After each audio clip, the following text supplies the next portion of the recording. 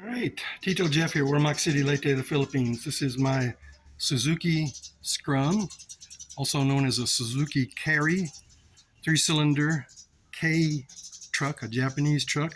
It's imported to the Philippines. And I'm having trouble with my CV boots in the front here. See if I can get up under here and show you. There you can see it. The CV boot is cracked open there and at the differential. And this is happening on both sides. So we're going to try to change those today. Here we go. Okay, here we go.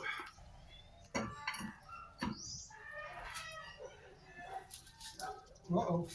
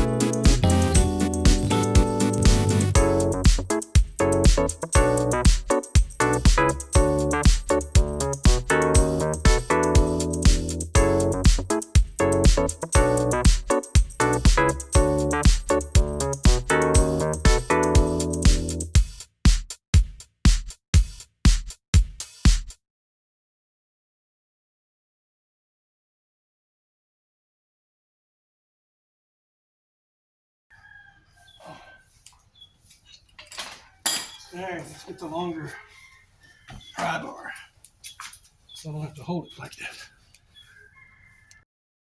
Okay, so I got the pry bar holding it, and I got the breaker bar. There we go.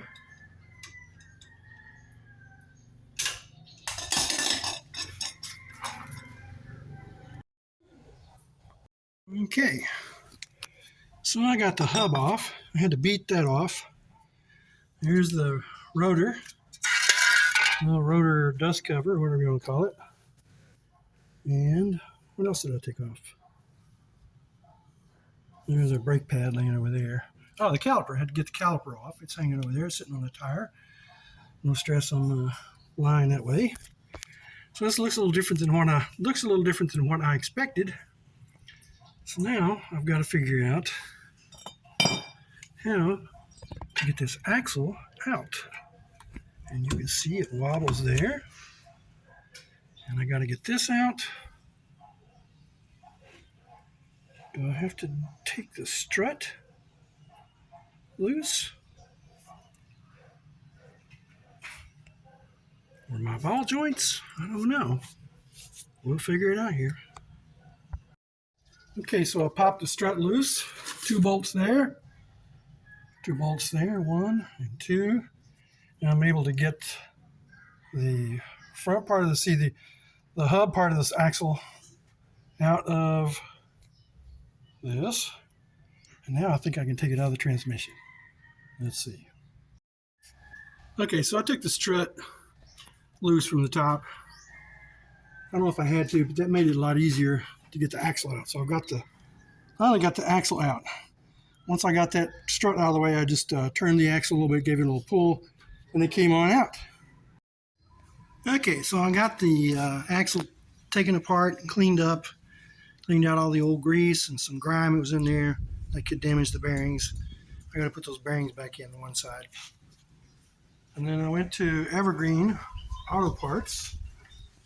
I got a bunch of axle grease to pack these with. I got 4 new boots. And I also got a new brake caliper dust shield. Not a new one, a surplus one. Because mine, as you can see, is falling apart there. It's not going to go back on easily. It's probably not going to fit. It's probably going to rattle. This one's not in much better shape, but it works. I gave 750 pesos for this, 15 bucks. And that's cheaper than what's online. Online, they're about 4,000 pesos, brand new. So for the rubber boots, the grease, I also bought a rebuild kit for the caliper for the piston. All that together cost me 1,800 pesos, which is about $36. So the parts are pretty cheap. And they had what I wanted when I went to Evergreen. Sometimes they don't always have what I want. So I'm going to get started putting this back together. Okay, so I got busy when I was doing this change of the CV boots, and I didn't do a lot of videoing. But you can see I got it done here, and it's complete. So the job is done on the CV boots. Got a few other things I need to do. I need to rebuild the caliper on the right side. Excuse me, the driver's side brake front caliper needs to be rebuilt. I'm going to do that tomorrow or the next day. Tomorrow I have to take my wife to the OBGYN, so maybe not tomorrow. And what else do I need? I need to fix the rear backup light. Let's see. It's missing. It's also missing a switch that goes on the transmission, so I've ordered one. I thought it might be here by now. I need to check on that order. A few other little things to do. I need to kind of check out the wiring on this thing. I had a little trouble with the ignition system not getting spark, and I replaced some plug wires, coil wire, distributor, button, all that. And it was running good. I thought, well, that's probably what it was. Just need to tune up. But then I went to the store the next day at shopping mall and wouldn't start. Checked the spark, no spark. So I reached up under the dash and jiggled the fuse box, and voila, I had spark. So I need to figure that out. I've got a couple of little wiper washer nozzles here that will not stay in place, and they shoot water over the top of the truck. I'd like to fix that. And what else do I need to do? I started doing this and I stopped. I've got fuel lines up here. I don't know if you can't see them from here. I'm not going to get up under the truck. But fuel lines at the pump, at the filter, at the filter here, that are degraded. So I'm going to replace those. I've got the tubing for that. So lots of little things to do on this little multi-cab. It runs good, and no air con, but it's dependable transportation. That's what I need here in Warmuck City. We don't have to drive very far. We're not going on any road trips, especially not now that Marcel is pregnant. So, and she doesn't drive. She's got her license, and I tried to teach her how to drive this thing, but that was kind of a disaster. So we're waiting for her to have the baby, and then we'll get her out on the road and let her get some more experience driving this thing. And someday we are trying to go to America. Get to America, we'll both have to have an automobile, but I'll get her an automatic transmission with air con. Nice car for her to drive, and I'll get a little truck or something just to beat around in. If we were going to stay here in the Philippines, I would buy another vehicle for her to drive and keep this just for fun and for backup transportation. So that's it with the CV boots on the Suzuki Scrum. Wild track. Ay nako. 4x4.